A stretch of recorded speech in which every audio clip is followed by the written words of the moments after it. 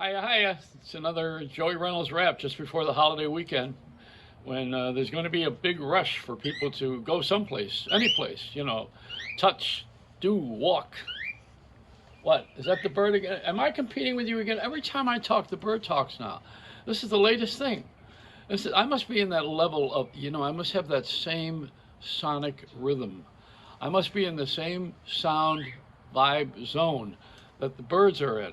I communicate with a lot of things, like crocodiles and tarantulas. They love me.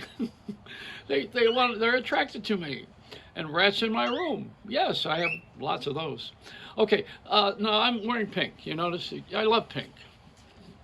She's about my age too, and she does the acrobatics, right? I'm able to do the same thing she's able to do. Get out of a chair, walk, talk, touch, do. That's what everybody's going to do this weekend anyway. Oh, anything to get out of the house, right? We've had enough of that. But the pink thing, I mean, she's pretty amazing. I sing very well too. I had a hit record called "Rats in My Room."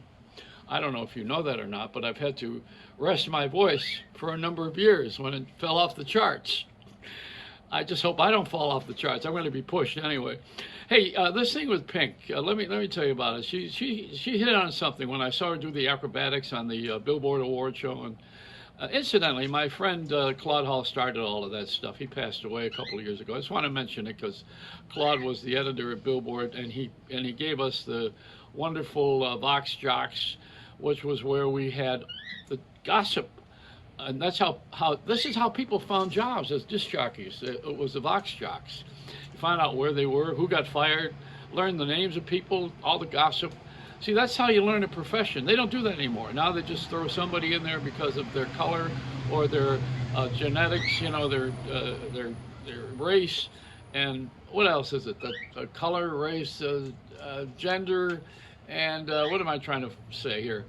We put people in jobs because we think that it's going to make everybody feel a lot better. And the only people that feel a lot better are the advertising agencies because they get a lot of money for putting this stuff on television, and they're the ones who direct all the traffic anyway. The media is responding to the street. The street is the social conditions that we are living with, which we've created. And it used to be that television followed radio because they followed our music, our fashions, our talk. They followed everything on radio for years. And all of a sudden, when radio became conglomerate and it became a one station for one owner for 100 stations, then it became another ballgame. And now the radio is not influencing the television anymore, but rather the street influences television. Why did I get off on all of this? I know why. Because it's a passion with me. See, everybody's got one. Mine is elderly. It's getting older. I'll tell you when speaking of Pink again, when you're my age, when you get out of the car, you make a sound now. You go, ugh. When you sit down, you go, you grunt. Grunt comes with it. There's a cassette of it if you don't do it in real life. And, remember cassettes? I don't think anybody knows what they are anymore. We've gone through so many things. I mean, 8 tracks in cars, cassettes, laser discs. Oh my, now it's digital, everything's a chip. And we're going to vote that way. I've been telling you that for a couple of years. Everybody's going to have a chip. We'll have a chip implant before this whole thing is over if we get another government in there that thinks it's going to work and help people to not have to borrow money. No, we're always going to have to borrow money from. It used to be from the family. Now you borrow from a lending organization. Used to borrow from the mob. Hey, listen, they have a great collection track record. No problem in getting their money back. You want to walk? Pay. If you don't pay, you're going to grunt. Getting in and out of the car. So what I was getting at is about Pink. She's a color, but let me say this: the color pink means a lot of things to people. I went out looking for camouflage pants yesterday. I couldn't find them. Pink is unbelievable, and the only reason I wear it is because if the bird makes a little noise on me and does the usual thing, it doesn't show. But on black, I have pecker tracks all over. That's right. That's right. Keep tweeting. So what's going on? Magic Johnson did a commercial like I used to do years ago. We walked into a place and invaded them with a camera and did a lot of spots that nobody wanted. I did one with Gillette, another one with Cadillac. We went to Target, you know, the stores. I went in without announcing myself, and Gillette was the one that I really got colored people in there, you know, people of color, I should say. Colored people is an old expression. Colored folks, people of color. I don't know what the hell to call them anymore. You know, them. I call them them, because no matter what you do, you're going to get in trouble. You know, if you African American doesn't set well with me, because I've been to Africa. That's why, and they're nothing to do with what we got here. And I lived in Harlem. I don't know where the hell we had African American come from, but I know we need some sort of an identity. With the Italians, what do we call ourselves when we needed identity? Catholics. That's what that was it. Friends of the Pope. FOP. We were friends of the Pope. No, you see, nobody wants to talk this way, like I'm just talking now. You know why? Because it gets censored. Facebook already cut off a couple of things of mine. Who else did it? YouTube did it. Because they're afraid. You know, people are afraid. They're afraid that someone's going to riot, terrorize. Black people are the most liberal people in the world. They know what it is to suffer, the black people, the black community. I love what they call the intelligence community. Where the hell is that? I haven't seen intelligence in a long time. But the president said yesterday he's going to go to the intelligence community and find out about where the virus came from. It takes intelligence to figure this out. The Chinese created it in a lab, and they were going to do a lot of harm with it, and it was used in Syria in fighting with Putin backing it up, and also that North Korean. These are all communists. They're all in the same grouping. You didn't know that. You needed intelligence for this, right? You needed the CIA. What you need is a new pair of glasses. You need to see clearly now, like Johnny Nash used to sing in his great hit record from Jamaica. I'm telling you something, you know, our music was always fun, and it used to say a lot about our culture. And we don't have that anymore, because nobody wants to laugh and have a good time like I do. They don't want to do that easily. They would rather sit there and bitch. But, you know, today was a transfer. I see on television they ran out of the Black Lives Matter news, because yesterday was a highlight with the anniversary of George Floyd.